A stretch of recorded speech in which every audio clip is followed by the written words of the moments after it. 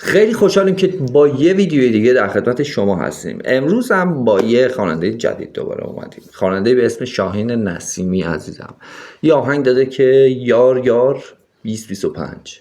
یه چند نفر کامنت کرده بودن، رفتم نگاه کردم، آهنگ جالبی داره و صدای جالبی داره. یه تیکشو گوش دادم، دروغ نگم. بریم این آهنگو با هم ببینیم. Let's go. چه عکسی هم گذاشت؟ عکس آجخانی. این یارش شاید باشه، نکنه ازدواج کرده این زنشه. صدا رو ببین. امیدوارم که به وجد بیاره من.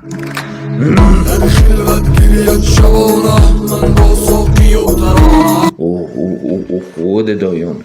آره خود دایانه.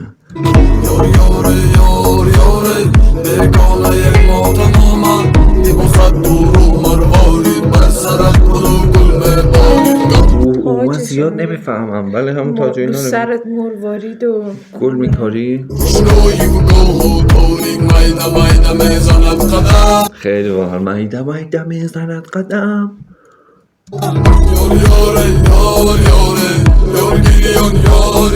چه خوب میخونه. یار یاره یار یاره. میگه یار گریان یار یاره.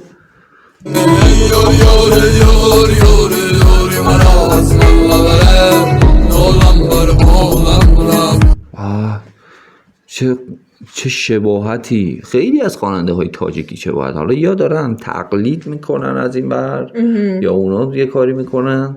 چون از من جانم یارم چون رفت جانم بفلم. بابا چقدر قشنگ خون. این یه تیکشو یه بار دیگه گوش بدیم.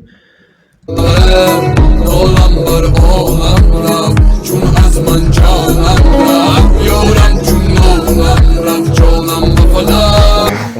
وای زیاد نمیتونم الان بگم چی میگه. فهمیدم تو ذهنم.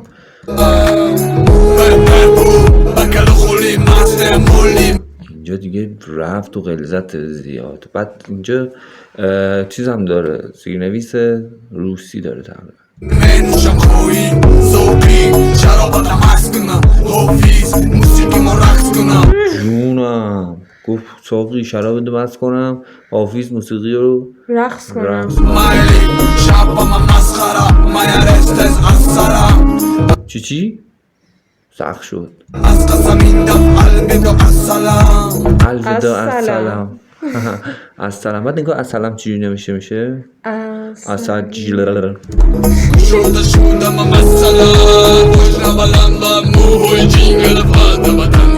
Oh shit. Oh shit.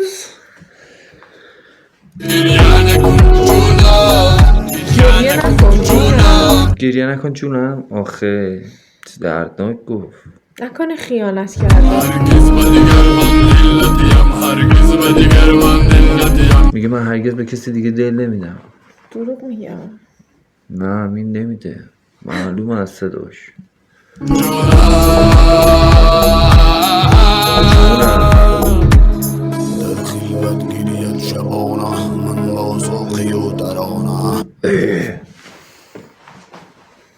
چه؟ خود دایانه. آره بچه ها این یه تیکه رو ببین. مگه شبیه این نی؟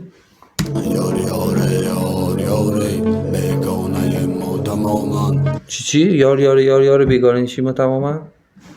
استاپ.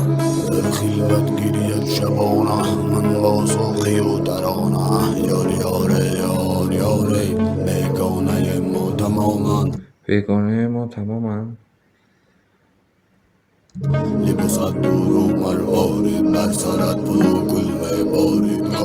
بر سرت گلو گل میباره.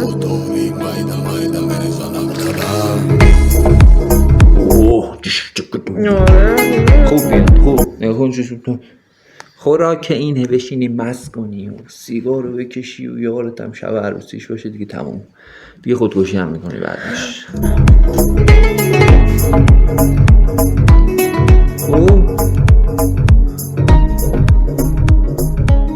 یارم تو نری با یکی دیگه ازدواج تو نری با یکی دیگه. من اینجوری که ایشون گفت یعنی اینکه من میرم با یکی دیگه، من میخوام برم، من پیش تو میمونم. یار یار از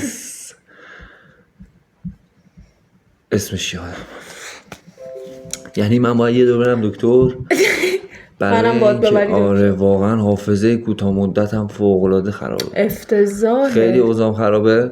ولی که شاهین نسیمی درسته؟ درست گفتم؟ بله راستشو بگو. بله. خب خیلی آهنگ جالبی بود و خیلی آشنا به چشمه به گوش من. دایانی. آره دایانی. خیلی میگم که الان یا ویدیو قبلی هم برید ببینید، یکی از خواننده های خوب دیگه سفر محمد، اون شبیه ریتمش یه جوری شبیه یکی از خواننده، البته خب الان همه ریتما نزدیک به همه ولی این صداش هم شبیهش بود. آره میه. و خیلی جالب بود برام و قوی بود، واقعا قوی بود، یه سبک متفاوت. خوبیش اینه که تاجیکستان سبک‌های خیلی متفاوت و خفنی داره و ما هم لذت ببریم. مرسی که تا اینجا ویدیو همراه ما بودید. اگر این ویدیو رو دوست داشتید حتما دکمه سابسکرایب رو بزنید، زنگوله رو بزنید و به دوستاتون معرفی کنید. خیلی دوستتون داریم. تا ویدیو دیگه، خدا نگهدار.